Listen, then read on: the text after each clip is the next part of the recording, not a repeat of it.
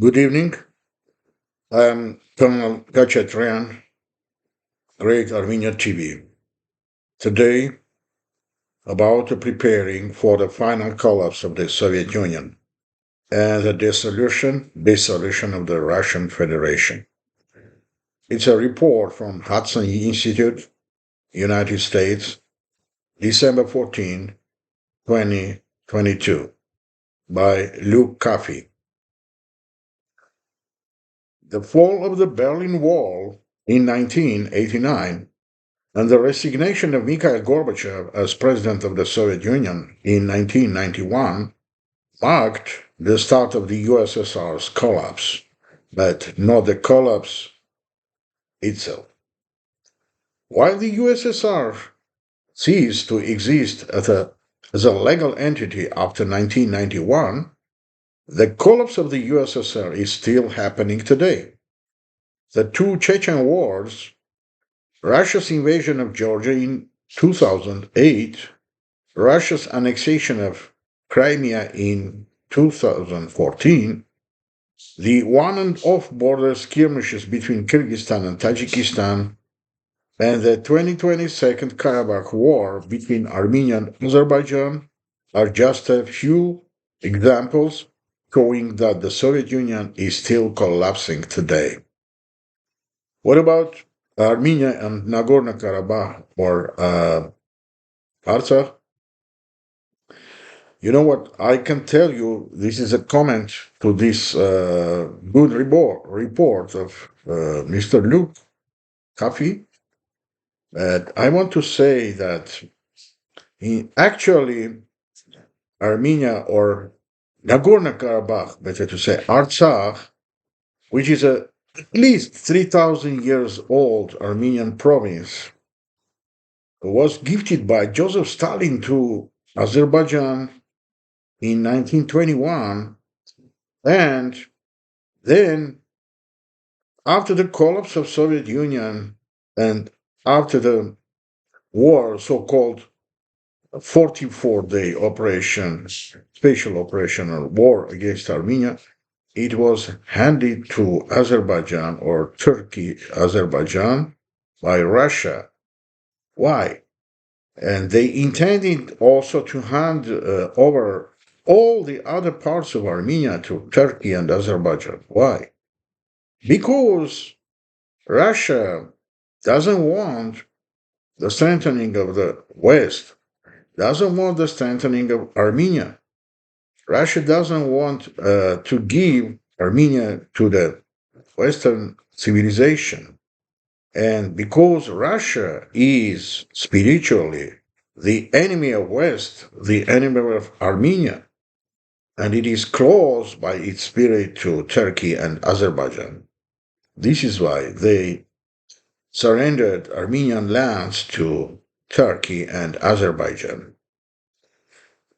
However, future historians will likely describe Russia's February 2022 invasion of Ukraine as the most consequential moment, if not the final moment of the Soviet Union's collapse. When the war in Ukraine will end is unknown, but it will likely mark the dissolution of the Russian Federation, the legal successor of the Soviet Union as it is known today. Russia has undeniably suffered a major blow to its economy, devastation to its military capability, and degradation of its influence in regions where it once had clout. The borders of the Russian Federation will likely not look the same on a map in 10 or 20 years as they do now. As the final collapse of the Soviet Union plays out, and as the Russian Federation faces the possibility of dissolving, policymakers need to start planning for the new geopolitical reality on the Eurasian landmass. The goal of this policy memo is not to advocate for regime change in Russia. This will be a matter for the Russian people. Nor does this paper predict exactly how Russia and the broader Eurasian region will emerge after the final collapse of the Soviet Union and the dissolution of the Russian Federation. Instead, it establishes realistic goals for Western policymakers, outlines assumptions on which these goals are based, and highlights the questions that decision makers should ask now, to better prepare for the future. Goals. After the dissolution of the Russian Federation, the United States should pursue a set of achievable goals that narrowly focus on the American national interest. Specifically, the US will need to be realistic about Russia's democratic and free market prospects. The 1990s showed that geopolitical change, for example, the legal dissolution of the Soviet Union, did not automatically transform Russian society as many had hoped. The US and its partners should learn the failed lessons of the 1990s and not waste resources trying to transform Russian society, economy, or government into a Western style democracy. Attempts failed in the 1990s and would likely fail again. Policymakers should itself humbly acknowledge the limits of Western influence to create a democratized Russia. Contain any spillover from internal Russian fighting, revolution, insurgency, and civil war at both a national and regional level could occur after the dissolution of the Russian Federation. Containing any internal fighting inside Russia's current internationally recognized borders should be a top priority for the US and its partners. Account for Russia's stockpiles of weapons of mass destruction. There are almost 6,000 nuclear warheads in Russia, and the country is known to have a significant chemical and biological weapons program. Accounting for these weapons would be in the interest of the international community. Spread stability on Europe's periphery by expanding Euro-Atlantic integration and deepening bilateral relationships. Euro-Atlantic integration has been one of the greatest drivers of stability in Europe since 1949. When the Russian Federation dissolves, NATO and the European Union should take advantage of Moscow's weakness and push for a big bang enlargement for remaining candidate and aspirant countries. Planning for this, including the preparatory work, any institutional reforms needed to add new members, should start now.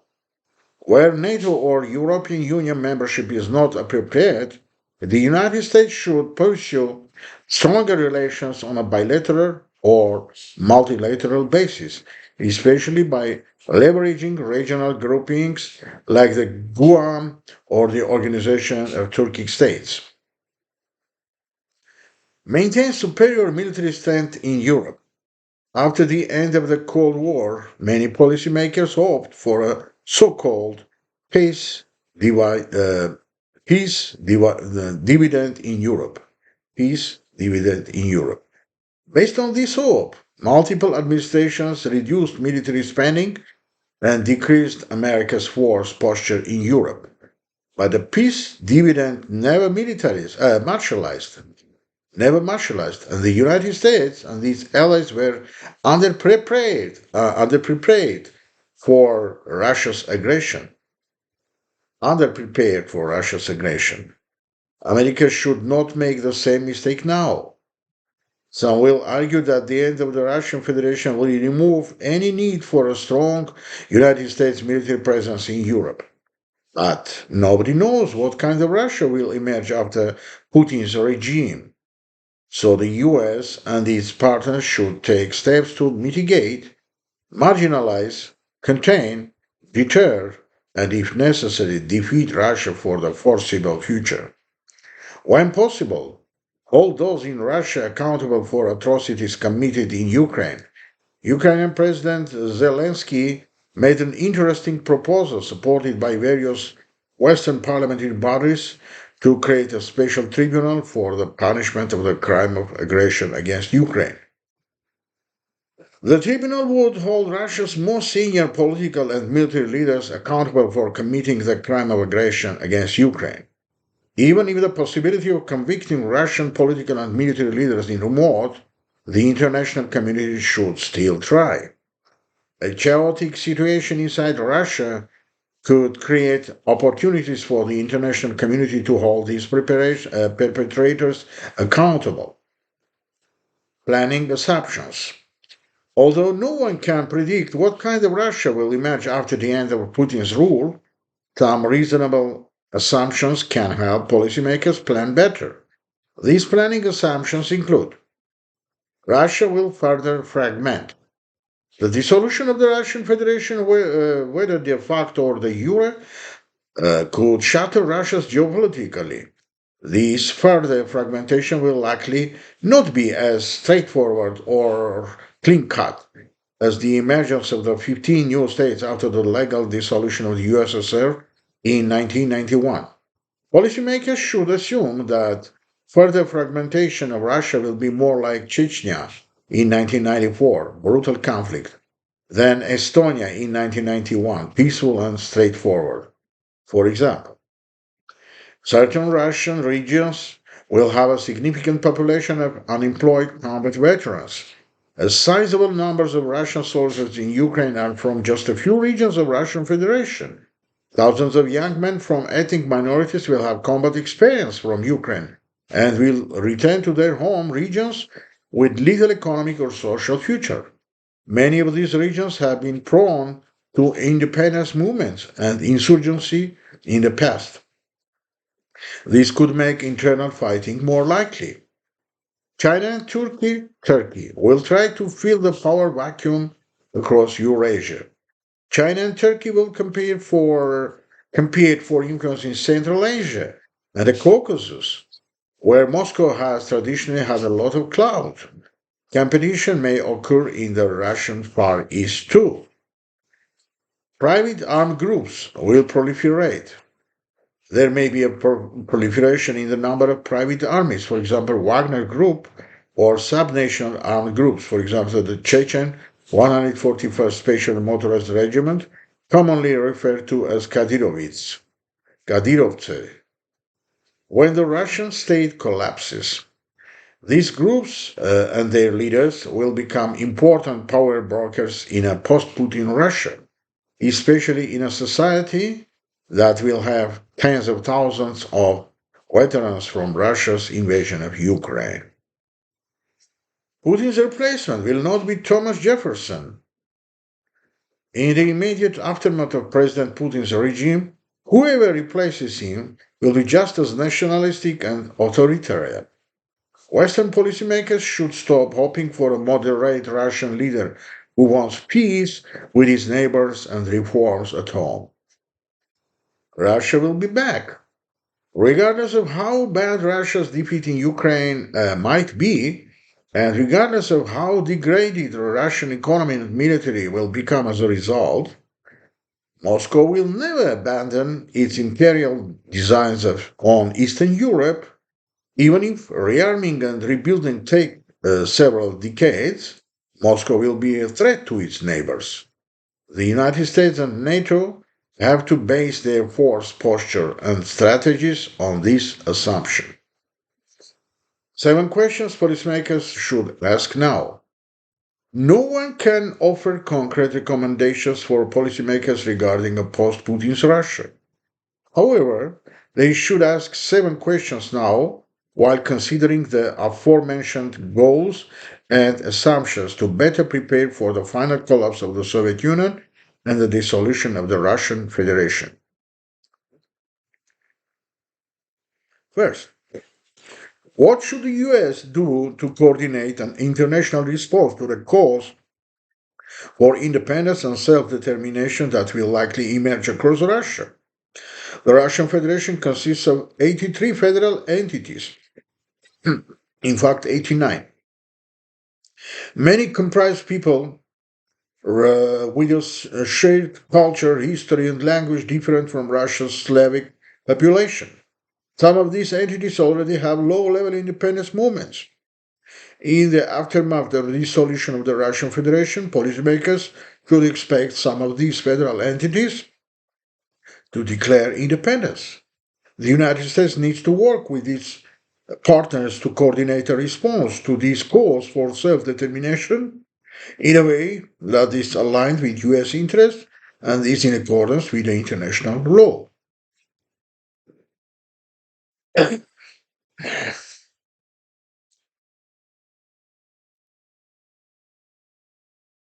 How can the United States and its partners keep internal armed conflicts from spreading after the dissolution of the Russian Federation? The breakup of the Russian Federation will likely lead to internal fighting between different centers of power.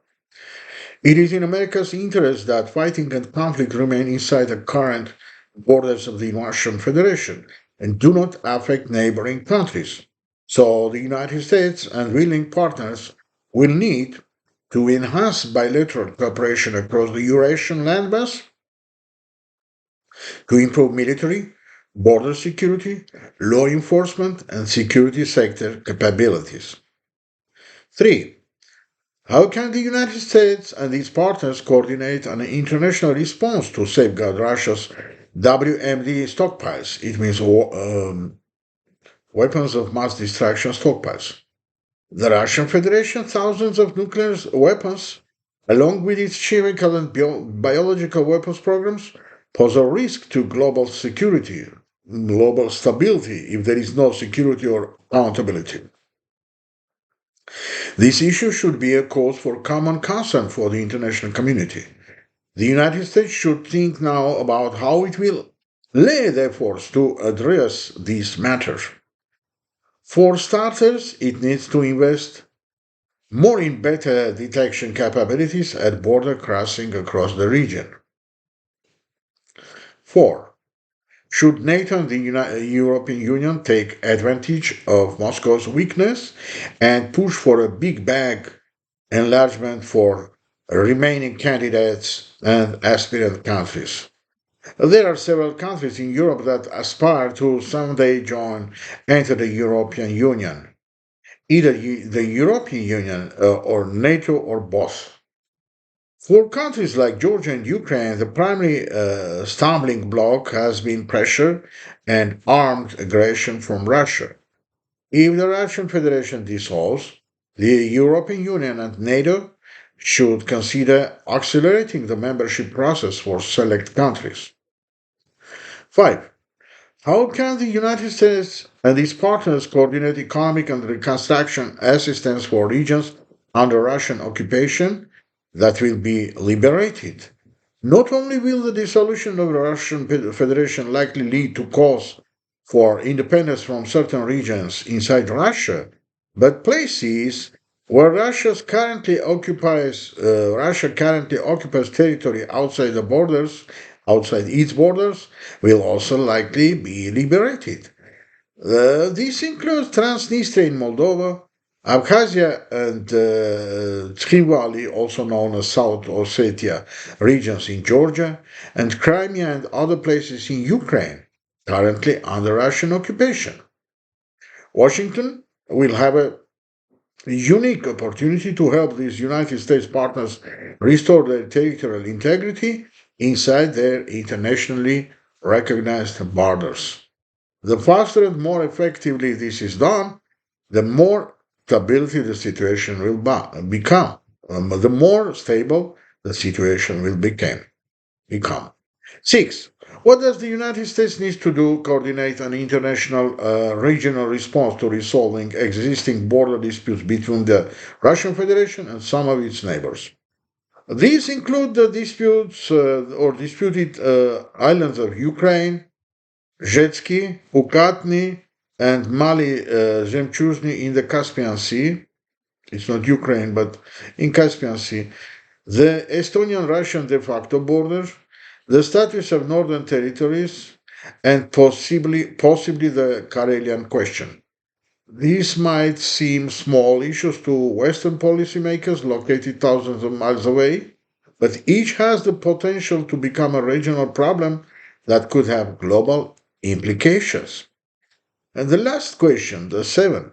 What can the United States and these partners do to roll back Russian influence in other parts of the world, such as in Syria, Libya, and parts of sub-Saharan Africa?